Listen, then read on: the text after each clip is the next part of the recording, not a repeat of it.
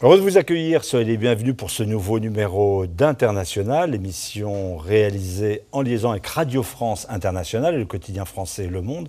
Vous êtes sur les antennes mondiales de TV5 et nous recevons aujourd'hui le Premier ministre du Luxembourg, un jeune Premier ministre, Xavier Bettel. Merci de nous accueillir ici même, à Luxembourg. Nous allons faire connaissance, parler de la réputation internationale du Luxembourg. Certains parlent d'une place fiscale qui manque beaucoup de transparence. Je n'ai pas cette image, on va parler de ce qui se passe dans votre pays, dans les élections européennes, et j'aurai le plaisir de conduire cet entretien avec Sophie Malibaud, ma consoeur de Radio France Internationale. Peut-être un mot, nous sommes au Grand-Duché du Luxembourg, on a un peu regardé pour préparer l'émission, pour tout vous dire, il n'y a pas d'autre Grand-Duché au monde, vous êtes le seul. Point de vue pays, oui. Oui. Point de vue pays, il n'y a pas d'autres grands-duchés. Vous savez qu'il existe d'autres grands-ducs, oui. Mais grand-duché, il n'y en a qu'un, et c'est celui du Luxembourg. Alors, on pensait venir dans un pays qui avait une santé économique insolente. Nous allons découvrir qu'il y a aussi du chômage, il y a une dette qui a progressé. Néanmoins, par rapport aux 28, vous faites plutôt partie des pays qui se portent bien économiquement. Vous n'avez pas trop de difficultés. C'est pas pour ça qu'il ne faut rien faire et qu'il faut se reposer sur ses lauriers et se dire que ça repartira un jour au mieux. Je ne vis pas d'espoir, je vis de réalisme. Ce que je propose aux téléspectateurs et auditeurs donc des RFI de TV5 Monde, c'est de faire connaissance avec vous-même. Le mot qu'on puisse dire, c'est que vous êtes un Premier ministre quelque peu atypique, peut-être à l'image de ce pays, une diversité culturelle, précoce en politique. Vous étiez étudiant lorsque vous êtes devenu député. On regarde ce portrait. On l'appelle Monsieur 100 000 volts. Il ne marche pas, il court presque, Xavier Bettel. Il est passé par là, il repassera par ici. Il parle vite en plus et comme beaucoup de ses concitoyens, en luxembourgeois, en allemand, en anglais ou en français, il switch, comme on dit, d'une langue à l'autre, qui a un problème.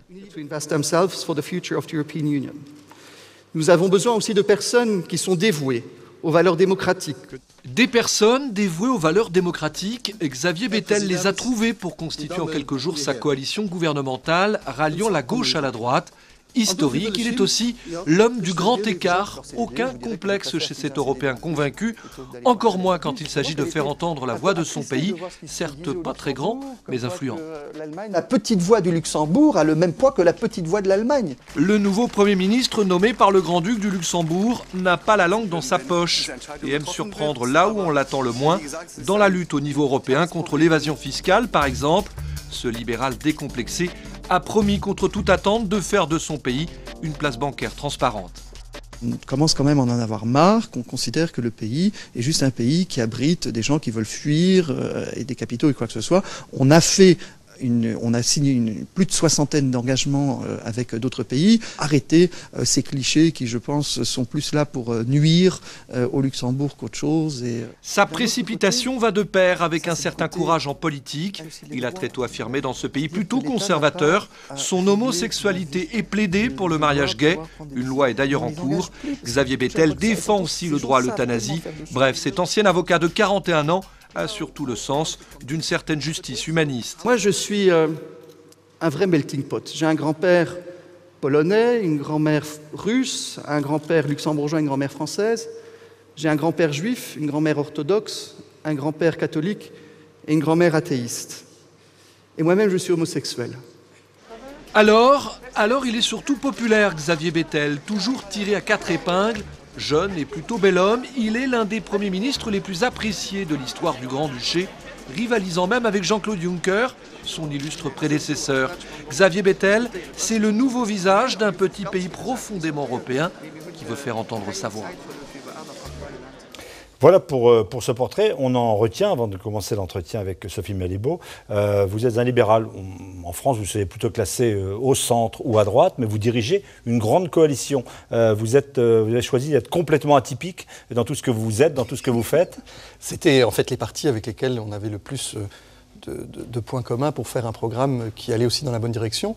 On voyait juste à la veille des dernières élections législatives qu'il y avait un problème avec le parti de M. Juncker. Et on a vu après les élections législatives... Qui lui est resté 20 ans au poste que vous occupez aujourd'hui. Oui, mais bon, les élections font que des fois il y a des changements, même au Luxembourg. Bien sûr. Et les chrétiens sociaux, après les élections même, ne comprenaient pas. Ils étaient là pour dire, bon, on va faire une coalition avec qui, et puis qui va se soumettre. Et ce n'était pas le but. On devait avoir une nouvelle politique. Vous me dites libéral, ce qu'il y a, c'est que en France, je vais vous dire honnêtement que je suis quelqu'un qui suis plutôt centre-droit de point de vue économique. Je suis contre l'assistanat à outrance, je suis pour le fait de motiver les gens, de responsabiliser les gens, mais je suis pour toutes les questions de société plutôt à gauche, qu'on le qualifie en C'est proche de Valls, le nouveau Premier ministre français, par exemple. J'ai pas eu encore l'honneur de le rencontrer, donc je pourrais vous le dire après l'avoir rencontré, mais et donc question de société plutôt à gauche, pour l'euthanasie, pour l'avortement, pour le mariage gay, etc. etc.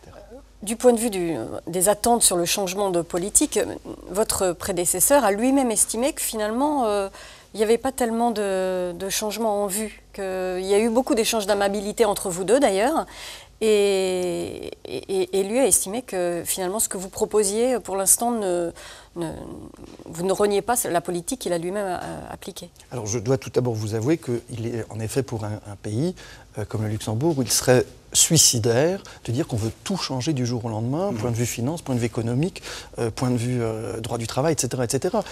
Il y a bien sûr, on peut pas, et j'étais chef de l'opposition, je fais partie de ces gens qui peuvent vous dire que l'opposition actuelle, donc la majorité d'hier, a fait aussi du bon boulot dans certains dossiers. Et qu'il faut arrêter de dire, maintenant on annule tout ce qui a été fait auparavant. C'est faux. Et je ne supporte pas non plus ce cliché de toujours dire ce qui vient des uns ou des autres est mauvais. Il y a une certaine continuation.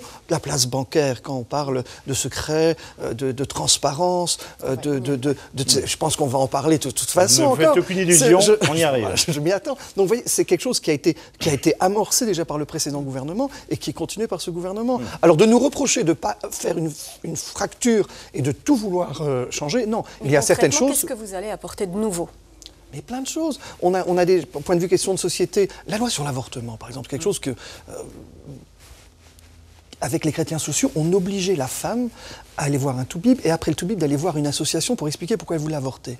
C'est pas normal. C'est une décision personnelle. Vous avez vu l'Espagne qui fait marche arrière. Oui, mais je ne commande pas ce qui est fait dans d'autres pays. Moi, je suis Premier ministre au Luxembourg. Mais on doit se mettre au diapason des réalités de nos jours. On a une politique. Et ce qui est très important, juste parce qu'on parle de questions de société, ce qui est important, c'est qu'on parle de ça. Moi, je vais vous dire que la chose la plus importante que nous allons faire, et qui n'était pas fait auparavant, c'est de reprendre les finances publiques en main. Alors ça, on en parle. Vous dites, oui, est-ce que c'est une cassure ou pas une cassure ? On a eu une dette publique qui n'a cessé d'augmenter. Et ça, j'en veux plus. Elle a augmenté de x10 en 11 ans, c'est à peu près ça. Et à politique, elle reste raisonnable. Hein. Oui, mais vous savez, être raisonnable, tout dépend aussi de ce que vous avez Bien des pays vous l'envirez, c'est ce que je veux dire. Oui, mais il faut aussi comparer ce qui est comparable. Au Luxembourg, il faut comparer, il faut voir sur quoi est basée l'économie, la possibilité que ça puisse changer ou quoi que ce soit. Donc moi, je ne veux pas être... Vous savez, faire de la politique ne veut pas dire être le chouchou des sondages. Moi, je préfère faire de la politique en me disant que je risque de perdre des points. Là, j'ai fait des scores, j'étais à 83, 84%, ce qui est extraordinaire. Mais je n'ai pas de problème de diviser par deux s'il le faut, si je suis convaincu que les décisions que je dois prendre avec mes collègues au gouvernement sont les décisions importantes pour ce pays. Alors, et si la demain, dette je dois publique, chuter... où est-ce que vous allez rogner pour réduire cette dette publique ? Partout. Coup de rabot partout. Partout. C'est la bonne méthode de raboter un petit peu partout plutôt que de cibler certains secteurs plus Vous savez, particulièrement. si vous faites certains secteurs, vous avez dans un pays, surtout comme un petit pays comme le Luxembourg, où la cohésion sociale est quelque chose de très important, vous allez donner l'impression de cibler l'un par rapport à l'autre. Vous allez cibler les jeunes par rapport aux vieux, vous allez cibler les fonctionnaires par rapport aux employés privés, vous allez cibler les plus riches par rapport... Voilà, alors c'est sûr que les épaules plus larges, larges contribuent plus. Voilà. Ça, on est tout à fait d'accord. On ne va pas prendre à celui qui n'a déjà rien, mais l'effort doit être collectif. C'est ça ce qui est important. Il faut arrêter de dire on fait une politique contre cela. On veut faire une politique pour le pays. Peut-être un mot de commentaire sur ce qui se passe en France. Vous parlez de popularité. François Hollande bat des records d'impopularité, 18% derrière lui. Son Premier ministre, votre homologue, lui au contraire 40 points de plus. Vous trouvez que cette politique dite de rigueur, telle qu'elle est qualifiée, en tout cas de grande vigilance, vous pensez que c'est bien pour la France et c'est bien pour la France dans l'Europe ? Alors c'est bien pour nous tous. Je dois vous dire, la politique de rigueur n'est pas le bon terme. Ce que je pense, c'est qu'on doit faire une politique plus prudente, on doit arrêter de dépenser de l'argent. Il faut se désendetter, en tout cas, c'est ce que vous dites. Vous savez, vous-même, quand vous avez plus de sous, vous avez l'huissier qui passe à la maison et qui vend ce qui vous reste. J'ai pas envie. L'huissier, c'est quoi ? C'est Bruxelles aujourd'hui ? Non, l'huissier, c'est tout simplement... Aujourd'hui, l'huissier, c'est les banques, c'est les entreprises internationales, c'est tout simplement, je veux dire pas les banques maintenant qui vont nous sanctionner, mais le jour où je n'ai plus d'argent et je dois emprunter, et je n'ai plus d'opportunité d'avoir d'argent, qu'est-ce que je fais ? Je me retrouve un problème. Donc comme on vous, a vu dans plutôt d'autres l'homme pays. que l'on qualifie de droite ou de centre-droite, vous dites ce que fait François Hollande, l'homme de gauche en France, il faut le faire, c'est inévitable, c'est du bon boulot qu'il fait. Si on pense à hier et à aujourd'hui, on ne serait pas obligé de le faire. Ouais. Mais si on pense à demain, on est obligé de le faire. Et si les coupes dans les dépenses finissent par étrangler la reprise de la croissance, vous qui êtes un pays qui dépendait beaucoup de vos pays, des pays frontaliers dont la France, ça risque de vous poser des difficultés? Je pense que l'effort, c'est ce que je vous ai dit, c'est pour ça qu'il faut le faire à un très large niveau. Nous, on a commencé la TVA, je l'ai annoncé, c'est pas populaire, on augmente la TVA. Alors on me dit, oui, mais vous l'augmentez à 17%. Nous, on est à tel et tel pourcent. Mais je ne vais pas l'augmenter par plaisir, 4% de plus, pour me dire comme ça, je rentre plus d'argent. Il faut voir pour comment être compétitif, comment être attractif, comment avoir quand même, comment ne pas étrangler, comme vous dites exactement, aussi le contribuable. Et donc, il faut voir, vous avez la possibilité d'augmenter les recettes, vous avez la possibilité de diminuer les dépenses, et ce qui est surtout très important, attirer. Et ça permettra aussi d'augmenter les recettes, d'attirer, d'être attractif, d'avoir des entreprises, des gens qui viennent investir dans votre pays. Et les trois, il faut trouver un mélange équilibriste entre les trois. Pour l'instant, le cocktail en France, il vous semble adéquat ? Il ne sera pas populaire en tout cas. J'ai entendu la déclaration de M. Valls à la télé. Je pense que c'était une... Alors ça surprend. Alors vous allez avoir des gens de gauche qui vont vous dire « c'est pas normal, on ne peut pas prendre, on doit tout laisser ». On ne peut plus aujourd'hui.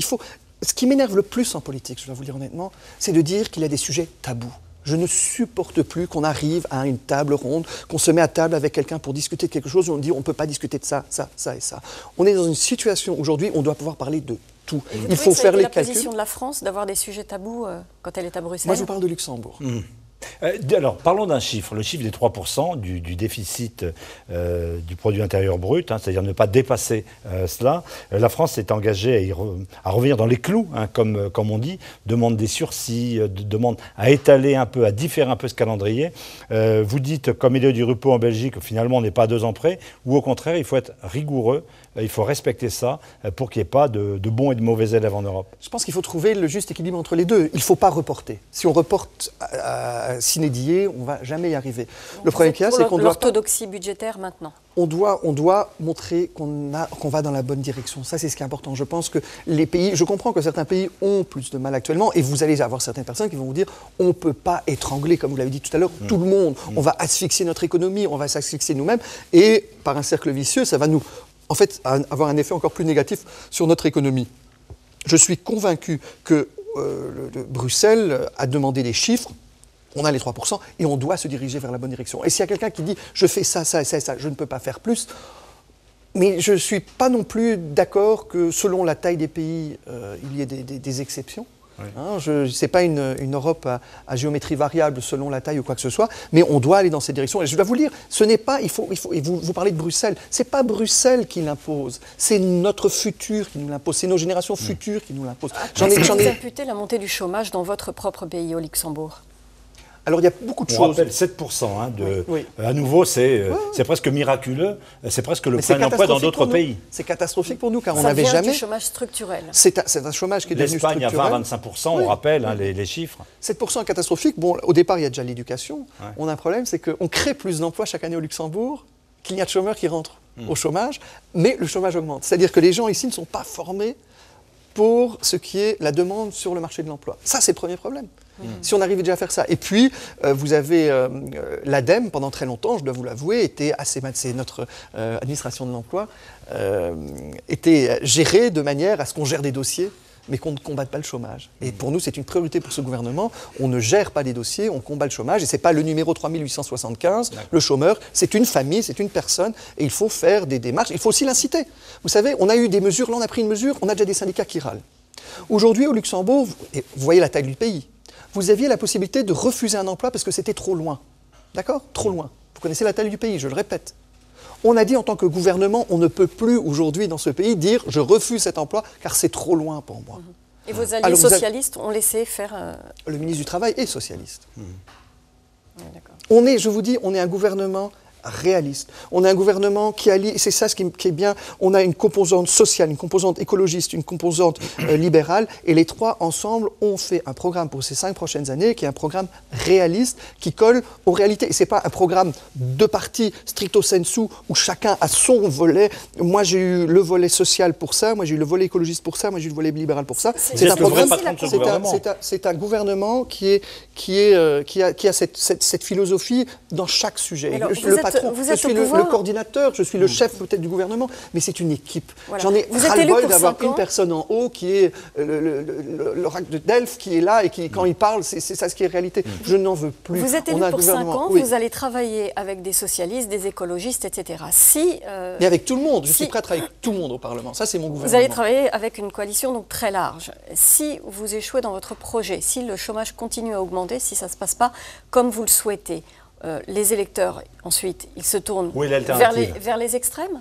Mais non, il y a encore, M. Juncker ne fait pas partie encore des extrêmes. Donc il fait partie chrétien social. On a du mal quand même, parce que lui aussi a une conception très sociale. On doit montrer aux gens qu'on veut le faire et qu'on va le faire. Je ne peux pas ouvrir des sociétés et donner aux gens des emplois tout simplement pour les occuper. Pour dire, vous avez un emploi maintenant pour que je baisse mon taux de chômage. Ça, c'est pas la politique que je veux faire. Mais on doit tout faire, on doit avoir... Donc, et c'est pour ça que je vous ai expliqué tout à l'heure, avec la TVA, avec toutes ces questions, on doit créer aussi de l'emploi. On crée aujourd'hui de l'emploi au Luxembourg, mais on n'arrive pas à placer des gens. Donc, il est important déjà d'avoir l'éducation. C'est tout un volet ensemble. Et je suis convaincu, ce gouvernement va tout faire. Et je suis content déjà, ça se commence, vous n'allez pas me dire, parce que ce serait hypocrite maintenant de vous dire, vous savez, moi je suis Premier ministre depuis 4 mois, maintenant le chômage y baisse. Ce serait hypocrite. C'est un sujet, il y a des choses en politique que vous ne pouvez pas faire du jour au lendemain. Celui qui vous dire, avec moi en tant que président, je baisserai le chômage demain, c'est un menteur. Le changement, c'est maintenant, c'était pas un bon slogan, M. Bettel. Celui qui va vous dire que pendant sa législature... pas les questions. Et je termine, je suis poli, madame a posé une question. Quand vous vous engagez sur un terme, c'est comme les gens qui me disent, vous êtes Premier ministre depuis 100 jours, pourquoi il n'y a pas tous les résultats? Mais j'ai été élu pour 5 ans. Vous avez des objectifs pour le chômage, comme en France, on avait décidé d'inverser la courbe du chômage avant la fin 2013. Maintenant, on a un président qui affirme même que si jamais il ne se représentera pas s'il n'obtient pas des résultats sur le chômage. Oui. Voilà. Est-ce que vous avez des objectifs chiffrés? Une échéance? Non.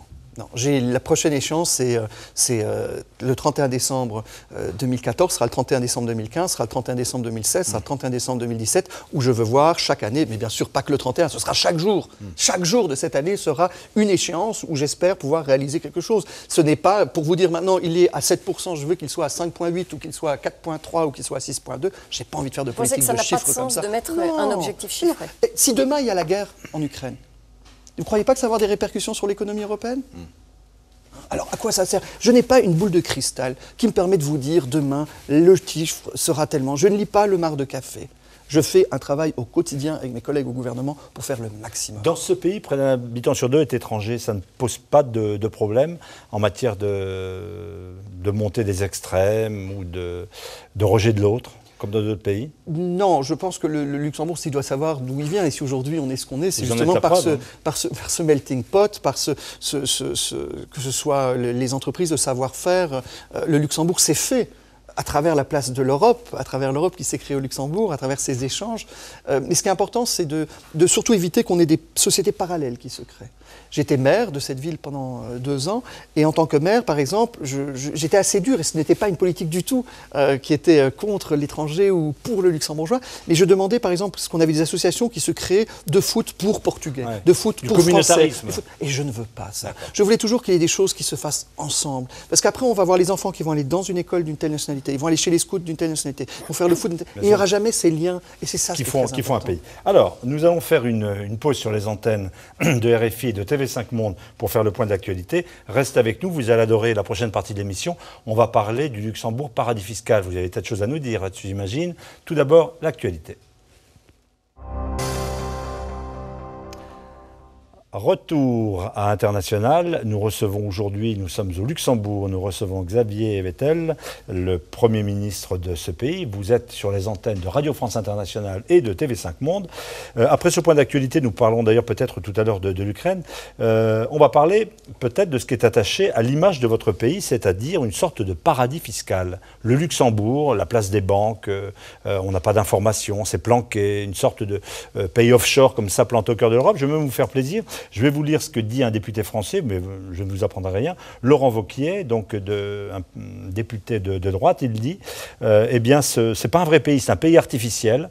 Et il ajoute voilà, ce pays n'aurait pas sa place aujourd'hui dans un noyau dur de l'Europe. Il faudrait sortir le Luxembourg. Réponse du Premier ministre luxembourgeois. Alors d'abord, moi, on m'avait parlé d'un monsieur Wauquiez qui était à l'UMP, soi-disant une des éminences grises et des grands. Il n'a pas un frère ? Non. Ah bon, parce que il a peut-être un, mais en tout cas pas en politique. Je pensais que c'était lui qui était à l'UMP qui avait dû dire ça, parce que je ne pouvais pas imaginer que quelqu'un d'intelligent tienne des propos pareils. Donc, pays artificiel. Non, pas artificiel. Vous savez, j'aimerais bien que les politiques françaises expliquent aux plus de 100 000 frontaliers français qui viennent travailler tous les jours au Luxembourg, qui font un travail artificiel et qui ne contribuent pas justement à la richesse de ce pays. Qu'ils leur disent, qu'ils viennent leur dire. Le Luxembourg est un pays qui est basé sur les services. Basé sur les services où, et je l'avoue, on a eu une époque, un temps, où la place bancaire luxembourgeoise n'était pas la plus transparente. On s'est engagé depuis quelques années. À partir du 1er janvier 2015, il y a l'échange d'informations automatique. Dans 6 mois, qu'est-ce que ça va changer ? C'est la fin de... voilà, du secret bancaire. Mais il est déjà ouvert. Vous savez, alors on a eu d'abord l'impôt à la source qui était donc le précompte, où on donnait donc aux États. Et là maintenant, à partir du 1er janvier 2015, il y aura les informations qui seront faites. Automatique. Donc, échange automatique d'informations fiscales, ça veut dire qu'à chaque fois qu'on ouvre un compte en banque dans votre pays, c'est désormais l'information part automatiquement, même sans être demandée au fisc français. Non, alors pour compléter votre question, un Français qui habite en France, qui vient ouvrir un compte au Luxembourg, oui, mais quelqu'un qui habite au Luxembourg, non. Oui, quelqu'un qui vient de l'étranger, donc oui, c'est un résident étranger qui ouvre un compte au Luxembourg, oui. On ne peut pas aujourd'hui être la place bancaire de la fuite du fisc. Donc on ne peut pas être là en disant on veut se faire de l'argent sur le dos des fiscs d'autres pays. Ça va représenter quel manque à gagner pour votre économie ? C'est sûr qu'il y aura des clients, mais ça fait déjà quelques années que la place luxembourgeoise est en transition depuis un certain temps. Vous le savez, vous qui gérez ce pays, vous savez combien ça... On sait que ça aura des répercussions sur le travail, on sait que ça a une répercussion sur les rentrées, mais on ne pouvait pas faire autrement et on ne voulait pas faire autrement. Vous n'êtes pas d'accord avec les estimations qui court de 15 milliards de manque à gagner ? Il y a un engagement qui a été pris par le précédent gouvernement de vouloir avoir une place bancaire luxembourgeoise qui soit réputée pour ses compétences, pour ses services. Aujourd'hui, vous parlez par exemple de la place bancaire. La politique des fonds, personne n'y a cru au début. On est la 2e place mondiale pour tout ce qui est fonds. On est la première place en Europe pour les fonds d'investissement. Donc il y a tout simplement au Luxembourg toujours su avoir une législation qui réagit rapidement, qui regarde là où il y a des niches, qui regarde là où légalement on peut faire quelque chose. Donc on va passer donc du secret bancaire à l'optimisation fiscale. On va rentrer tout simplement à des produits légaux, en légalité avec les 28 autres pays membres, avec les règles internationales. Et ce qui était très important pour nous aussi, vous savez, quand on parle de transparence et d'échange d'informations, c'est que ce soit fait au niveau du G20 et au niveau du GAFI, et donc ce soit aussi un standard mondial qui doit... Quel est l'avantage maintenant de dire, alors on va supprimer le Luxembourg, mais la Suisse va le faire, ou alors on va supprimer la Suisse, mais alors Dubaï ou Singapour vont le faire. Ce qui est important, c'est qu'au niveau mondial, on se mette d'accord que l'argent que l'on gagne dans un pays, eh ben, ce qui est à payer, on le fait. C'est pas la première fois qu'on dit que le secret bancaire, c'est fini. Sarkozy l'avait dit en 2009. Donc ça met beaucoup de temps. Est-ce que 2015, c'est vraiment le début, la levée du secret bancaire est effective, ou est-ce qu'il y a encore des possibilités ? Moi, je pense que c'est le début d'une nouvelle époque. J'en ai ras-le-bol qu'on parle de fin d'une époque. Est-ce qu'il y a encore des conditions ? Est-ce que si la Suisse ne continue pas à progresser dans sa négociation avec l'Union européenne, vous pourriez éventuellement... faire machine arrière. J'ai pris un engagement, je l'ai pris au dernier Conseil européen, que le Luxembourg, et ça a été déjà adopté, hein, la directive épargne a été adoptée déjà lors d'un Conseil agricole, parce que c'était en point A. Tout ce qu'il y a, c'est que, et c'est ça ce qui est important, avec les 5 autres pays, dont Andorre, Saint-Marin, Monaco, Liechtenstein et la Suisse, il a été retenu dans les conclusions que si l'Union européenne n'obtient pas d'ici décembre des garanties de la part, et des évolutions de la part de ces pays, pas seulement des garanties, parce que du blabla, du concret, comme quoi que ces 5 pays vont aussi dans ce sens et qu'on a des garanties et un agenda avec un timing, ce qui va être fait quoi, oui, comment, l'Union se réserve le droit de garantir. C'est-à-dire qu'on verra quels sont les moyens que l'Union européenne a par rapport à ces 5 pays pour garantir. Et c'est que la Suisse, les autres 4 sont déjà allés en diapason avec l'Union européenne. Mais je suis content parce que c'est une nouvelle époque, vous l'avez dit tout à l'heure. Dans ce sens-là. J'ai pas envie de pousser, j'ai pas envie de parler. Vous allez parler de sanctions, je suis sûr. Vous allez sur le bout. Vous l'avez sur le bout de la lèvre. Éventuel, au moins. On l'a presque entendu. Alors, y aurait-il des sanctions? Le but, tout simplement, aujourd'hui, et c'est ce qui est important, je vous le dis encore une fois, c'est qu'au mois de mai et au mois de juin, au niveau du G20 et au niveau du GAFI, il y a des règles qui prennent. Parce que même la Suisse, si après vous avez d'autres places bancaires qui ne font rien, c'est pas utile non plus. Donc il est important qu'on avance dans ce sens-là. Donc vous nous dites, Monsieur le Premier ministre, dans 8 mois, il y a un nouveau Luxembourg. Dans 8 mois, il y a pas un Luxembourg qui est en transition déjà depuis 3-4 ans et qui aura atteint encore une nouvelle étape. Parce que je cite cet homme politique à nouveau français sur lequel nous donnons le frère, non, c'est bien lui, je vous assure, je vous laisserai la dépêche. Laurent Wauquiez dit effectivement le Luxembourg n'a pas de tissu économique et industriel. C'est faux. C'est faux. C'est faux de parler qu'on a. Mais il n'y a que des banques, mais qui viennent. Pour quelqu'un qui était quand même au gouvernement pour les affaires européennes, tout simplement, allez voir le Luxembourg. Actuellement, on est un des pays, point de vue, par exemple, tout ce qui est IT, on a la fibre, on est au point de vue rapidité, on est en train d'avoir vraiment les hautes technologies, les biotechnologies, l'industrie. Avec la Lorraine, on partage une histoire minière qui encore des gens aujourd'hui travaillent dans le fer dans ce pays. On a des technologies. À la mine, il y a toujours des gens qui travaillent à la mine et c'est un emploi très honorable. Il ne faut pas les ouvriers qui se lèvent tous les matins. Le pays compte moins sur son industrie au sens classique du terme que sur ses services. Oui, mais c'est pour ça qu'aussi on est en train d'investir. Ce gouvernement, tout à l'heure on a parlé d'économie. Le gouvernement veut faire des économies, sauf là où vraiment ce sont des produits d'avenir, que ce soit les biotechnologies, que ce soit la logistique. La logistique permettra à des gens qui ont peu de formation de pouvoir trouver un emploi aussi là-dedans. Parce qu'on peut pas, si on fait l'IT, je ne peux pas mettre tout le monde derrière un ordinateur, il n'y a pas tout le monde qui a les capacités pour le faire. On va revenir d'un mot sur cette image de paradis fiscal, ce sera peut-être la dernière question que vous posera là-dessus. Pourquoi est-ce qu'il a fallu autant de temps? Vous avez, je répète, un peu plus de 40 ans. Pourquoi est-ce que le gouvernement précédent a mis autant de temps? Il y avait un mauvais vouloir politique, il y avait une difficulté, ça ramenait trop d'argent, les déposants disaient on préfère cette opacité. Qu'est-ce qui s'est produit? Après, on n'a pas, c'est promis, mais... Parce que je trouve encore une fois que ce qu'a décidé l'ancien gouvernement et ce que continue à faire ce gouvernement, c'est tout simplement de faire ça dans une suite logique, en ayant aussi une harmonisation qui soit faite au niveau international. C'est ce qui a été fait et on a vu que ça avance dans ce sens-là. C'est pour ça que c'est important. Alors il y a un autre grand rendez-vous important dans un peu plus d'un mois. Le 25 mai prochain, ce sont les élections européennes. Le Luxembourg est pays fondateur de l'Union européenne. On a le sentiment que l'Europe ne va pas très bien. Les eurosceptiques, on le vent en poupe, pourraient avoir leur groupe. Qu'est-ce qui s'est passé pour que ce rêve européen dans lequel votre pays a été un ardent acteur initial, il y a près de 60 ans maintenant, pourquoi est-ce que l'idée ne fait plus rêver? C'est de la faute à qui? À nous. À nous. À nous. Dès qu'il y a quelque chose qui ne va pas, on vous dit c'est Bruxelles. Alors on parle, c'est sûr, on va parler des pots d'huile, on va parler de la banane, on va prendre ces exemples idiots, on va parler aujourd'hui de la politique de la difficulté à décider aussi à 28 déjà.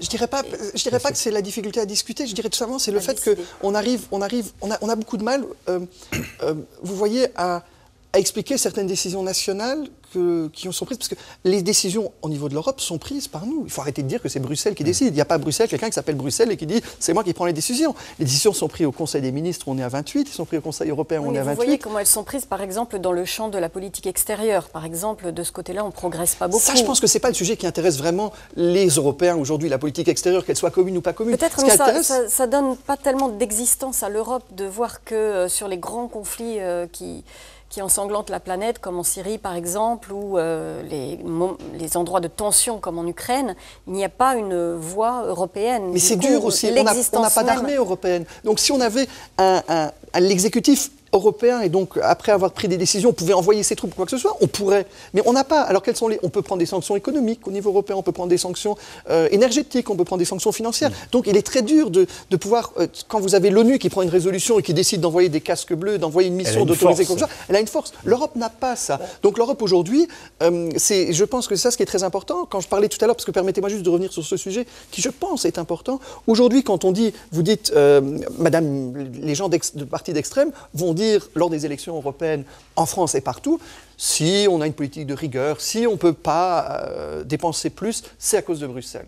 Et au lieu de nous dire que non, c'est pour nous, c'est pour les générations futures, c'est pour avoir une politique qui correspond et qu'on arrête de faire la politique du chéquier sur des comptes qu'on n'a pas, on va dire, oui, mais bon, on n'a pas le choix, on doit le faire parce que Bruxelles a décidé. Et nous-mêmes, on le dit. Et souvent, des textes où on a donné notre accord au Conseil des ministres ou quoi que ce soit, on va dire, oui, mais ça vient de Bruxelles.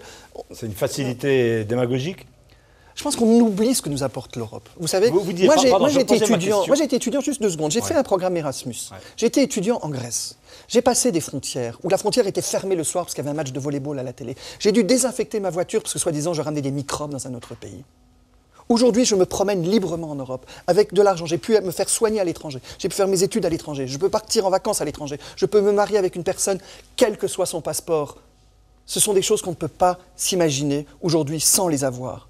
Alors vous disiez... Et qu'avant, ce n'était pas une évidence. Aujourd'hui, tout l'acquis européen est devenu une évidence. Alors vous disiez c'est de notre faute, c'est notre faute si l'Europe ne va pas bien. Donc peut-être... Mais nous-mêmes aussi. Oui. On oublie de dire ce que l'Europe nous apporte. On dit tout ce qui ne marche pas en Europe. On oublie de dire ce que nous apporte l'Europe. Enfin, on ne peut pas faire l'impasse sur la crise économique, la crise de la zone euro. Non, mais l'Europe peine à y trouver des solutions. La crise vient d'où? La crise vient d'où? Parce qu'on a vécu au-dessus de nos moyens. On a dépensé plus qu'on avait. On a eu des dettes. Mais si on parle de solidarité, par exemple, quelle solution est-ce que l'on trouve en commun à ce type de problème? Mais les solutions telles qu'on a décidé maintenant de voir comment on peut aider. On a aidé quand même certains pays qui étaient en difficulté. On aurait pu, vous savez, aujourd'hui, si aujourd'hui on dit à certains pays, il faut réduire votre dette à temps, il faut faire ci, il faut faire ça, il faut remplir tel critère. La potion a été amère pour les Grecs. D'accord, mais si demain, un pays ne le fait pas, et après-demain, il fait SOS, j'ai besoin de sous. Vous croyez que dans mon Parlement, je trouverai une majorité de gens qui vont dire on leur avait dit de faire ça et ça et ça et ça. Ils n'ont rien fait.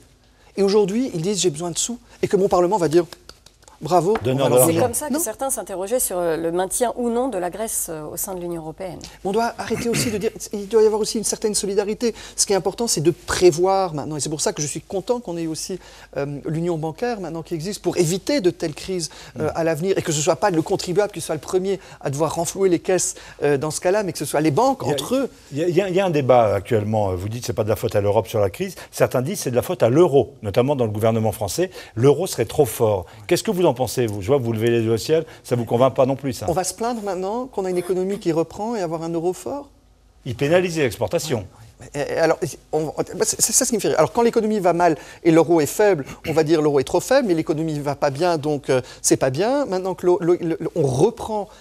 l'économie reprend, l'euro commence à grimper, on va dire que l'euro est trop fort. On ne peut pas bloquer, on ne va pas faire, comme certains pays, faire un blocage en disant à partir de ça, c'est bloqué. Soyons fiers d'avoir une monnaie qui est de l'argent et qu'on ait un pouvoir d'achat qui augmente grâce à l'euro qui augmente. Quand vous entendez par exemple Marine Le Pen en France, et même d'autres formations, il faut sortir de cette monnaie, sortir de l'euro.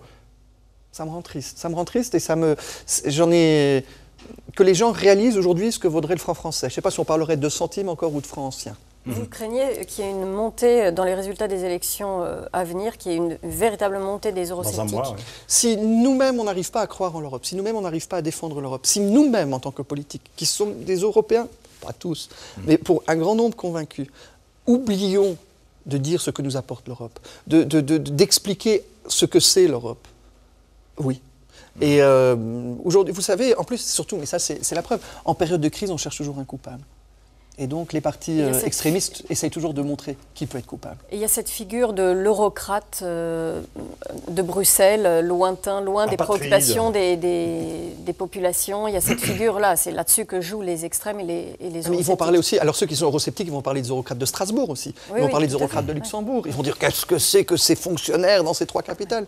C'est ça aujourd'hui. Et pour ça, c'est une bonne chose à ce moment-là, d'avoir un duel, des candidats qui se battent pour diriger la Commission européenne, d'avoir un Juncker et Schulz qui est à débattre, mais on ne les entend pas encore beaucoup. Alors on les entend un petit peu. Il faut dire que ce sont des personnes qui ont beaucoup de points communs. Ce sont des gens... Qu'est-ce qui les différencie? Pas que la barbe.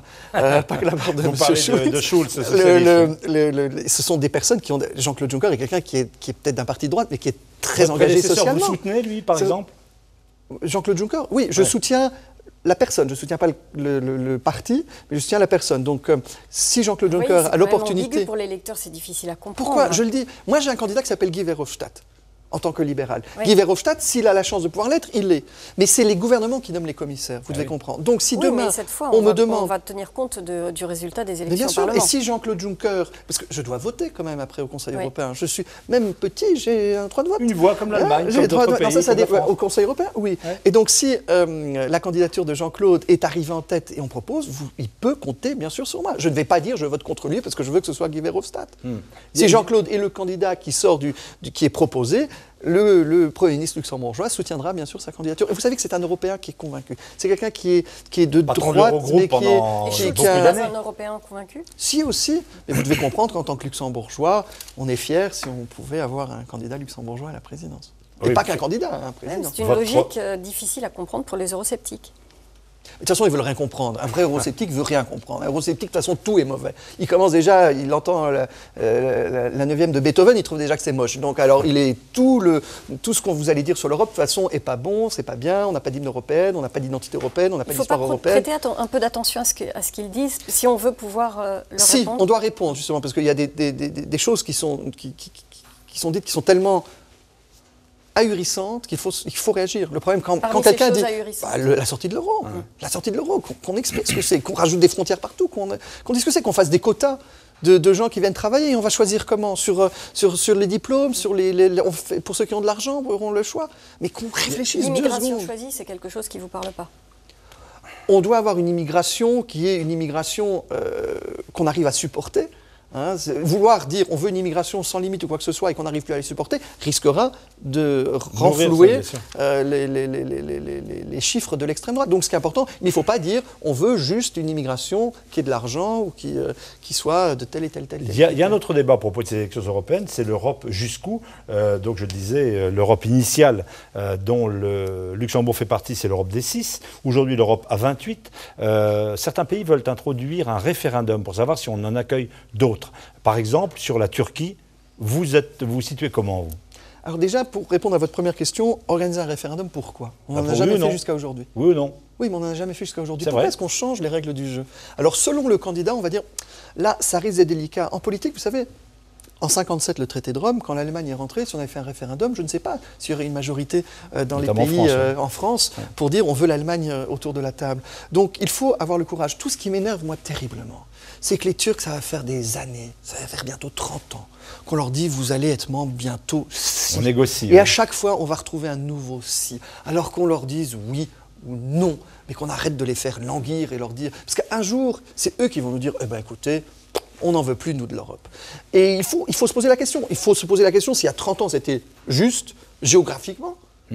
Est-ce que la Turquie est en Europe, point de vue géographie, ou pas? Mais la question a été tranchée il y a 30 ans, puisqu'on leur a dit vous pouvez devenir candidat. Ce que j'aime pas, c'est qu'aujourd'hui, on fait des règles qui comptent pour les uns et qui ne comptent pas pour les autres. Ce qui est important. Mais vous-même, vous êtes pour ou contre l'entrée de la Turquie? Dans la situation actuelle, contre. La situation actuelle compte. Quand je vois ce qui se passe aujourd'hui en Turquie, il y a des efforts encore à faire, que ce soit point de vue justice, que ce soit point de vue les affaires Twitter ou quoi que ce soit, ce sont des choses qui ne sont pas conformes à nos valeurs européennes. Mais il faut juste fixer des règles et arrêter de les modifier. Une fois que les règles sont fixes, vous ne lancez pas une course et après vous changez à chaque fois l'arrivée et vous la repoussez. Et pour d'autres pays d'Europe centrale orientale, soyons honnêtes, s'ils n'étaient pas musulmans, ils seraient membres de l'Union depuis 30 ans. C'est la religion qui fait peur. C'est la religion qui fait peur. Et c'était il y a 30 ans, on le savait pertinemment. Alors, est-ce qu'on est prêt à avoir un pays musulman dans l'Union européenne, oui ou non? Qu'on se mette autour d'une table et qu'on en discute. Mais arrêtons de leur trouver toujours une excuse autre que celle-là. Ce qui fait peur à la plupart des États, c'est de se demander s'ils sont prêts à avoir un pays musulman dans l'Union ou pas. Mais la richesse de cette union, c'est justement ces différences. Mais et vous, ça ne vous pose aucun problème? Non, mais j'ai d'autres problèmes, c'est ce que je vous ai expliqué. Sûr. Il y a certaines droit, par exemple, qui pour moi aujourd'hui sont... Et pour d'autres pays, pour un 29e, un 30e pays qui ne serait pas forcément la Turquie, vous êtes tout à fait ouvert à un nouvel élargissement? Je pense que l'Européen aura du mal à comprendre pourquoi est-ce qu'on veut s'élargir encore aujourd'hui. Ouais. Il a déjà du mal qu'on soit passé à 28. Donc c'est pour ça que vous parliez de la Turquie, que vous parliez d'autres pays ou quoi que ce soit. Actuellement, je pense qu'il serait important d'aider les pays qui sont candidats à avoir une économie pour éviter de dire après, oui, mais on a un déficit, on doit donner plus d'argent à ce pays parce que maintenant il est dans l'Union européenne, on doit le remonter. Donc je pense que ce qui est important, c'est que les disparités qui pourraient exister entre des pays membres et des pays candidats soient les moins élevées pour qu'on arrive vraiment à... Xavier Bettel, Premier ministre du Luxembourg. Question internationale, justement. Vous avez une armée de moins de 1000 hommes. Est-ce que ça vous condamne au silence diplomatique? Non. Non. Meilleur exemple, on a eu la présidence du Conseil de sécurité de l'ONU le mois dernier.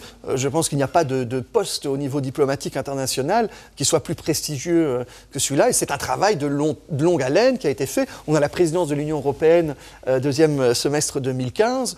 Et au quotidien, nos ambassades, nos réseaux diplomatiques font le travail. Et c'est pas l'armée. De penser déjà que l'armée doit être un bras de la diplomatie, ça me fait problème.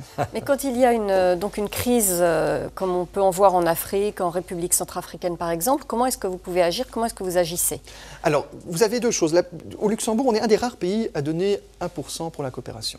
Ça fait partie aussi d'une stabilisation internationale, d'investir dans les pays pour d'éviter qu'il y ait des conflits, de donner une perspective à des jeunes gens, de leur faire une école, de leur donner une formation, de leur donner... 1%, les objectifs du millénaire ciblaient 1,7%. Donc quand même, tout le monde reste. Je crois qu'il y a 2 pays en Europe qui ont 1%, donc ce serait déjà pas mal. Mais, oui, alors moi je vous dis honnêtement... Vous relativisez. On n'est quand même pas arrivé à ce qui était fixé dans les objectifs du millénaire. Oui, mais je vous dis honnêtement qu'avec 1%, on fait partie des rares pays à remplir. Et je trouve qu'au contraire, c'est de l'argent qui est investi pour une stabilisation aussi au niveau international et que c'est de l'argent qui est bien investi. Ce qui se passe cependant, c'est que aujourd'hui, on me dirait, oui, vous pouvez avoir une armée plus grande, mais est-ce que dans ce cas-là, je vais retirer à l'un pour donner à l'autre? Je ne pense pas que ce serait opportun. Vous avez parlé de la crise en Centrafrique. En Centrafrique, on envoie 2 personnes. On envoie 2 personnes. Il y a un symbole là. Il y a besoin d'aide, il y a besoin Ce sont les Congolais, par exemple, qui sont en train de payer les fonctionnaires en Centrafrique. Est-ce que les Européens ne pourraient pas mettre un petit peu la main à la poche pour des moments crise comme celui-là? Oui, mais il faut dans ce cas-là qu'on voit aussi comment on coordonne la politique européenne, comment on coordonne la politique de coopération aussi, et qu'on en parle au niveau européen. Je sais que, croyez-moi que François Hollande est quelqu'un c'est un sujet qui lui tient à cœur et qui nous le rappelle et qu'il est en train de voir comment est-ce qu'on peut coordonner quelque chose. On vient de voir dans les journaux de RFI et de TV5 la situation de l'Ukraine. Est-ce que l'Europe parle comme il faut aujourd'hui à Poutine, au numéro 1 russe? Est-ce qu'il faut être plus ferme? On reparlait de sanctions, terme que vous n'aimez pas forcément. Est-ce qu'on a la bonne posture européenne face à la déstabilisation en Ukraine? Je pense que la situation en Ukraine est une situation qui est difficile actuellement, car je sens que les intérêts des uns et des autres est bien sûr pas le même. Je pense que la proposition qui a été faite aussi par le président ukrainien de vouloir faire un référendum sur le système de l'État ukrainien est une proposition qui va dans la bonne direction. C'est pas à nous. Pourquoi je vous ai dit ça au début que c'était compliqué? J'ai l'impression qu'on décide pour eux. Et les gens qui ont décidé ce qui se passe en Ukraine sont les Ukrainiens. Il faut les accueillir en Europe? Non, d'abord, on doit poser la question aux Ukrainiens de ce qu'ils veulent. Mais déjà, comment Donc, il faudrait ce référendum sur quel pays ils veulent. Est-ce qu'ils veulent un État fédéral ou est-ce qu'ils veulent garder l'État comme il fonctionne aujourd'hui? Première question. Après, selon le gouvernement, il y aura des élections. Je pense qu'il va y avoir des élections présidentielles, donc maintenant, le 25 mai. Il faudra aussi des élections législatives. Et que ces élections législatives, les partis prennent position pour l'Europe ou pas pour l'Europe. Et ce sera aux Ukrainiens de décider quelle majorité ils veulent dégager. Ce n'est pas à nous d'imposer à un pays, tu dois aller vers là ou vers là. Ce n'est pas comme ça que moi je conçois, en tout cas, le choix démocratique d'un pays. Xavier Bettel, merci de nous avoir reçus ici même au Luxembourg pour ce numéro spécial d'International sur les antennes de RFI et de TV5 Monde. On retient à nouveau une nouvelle donne. On va pas parler d'un nouveau Luxembourg à partir du 1er janvier 2015 en matière d'échange d'informations automatique au plan fiscal. Merci de nous avoir accueillis. Excellente suite de programmes sur les antennes de Radio France Internationale et de TV5 Monde. Nous nous retrouverons bientôt pour une autre émission d'International.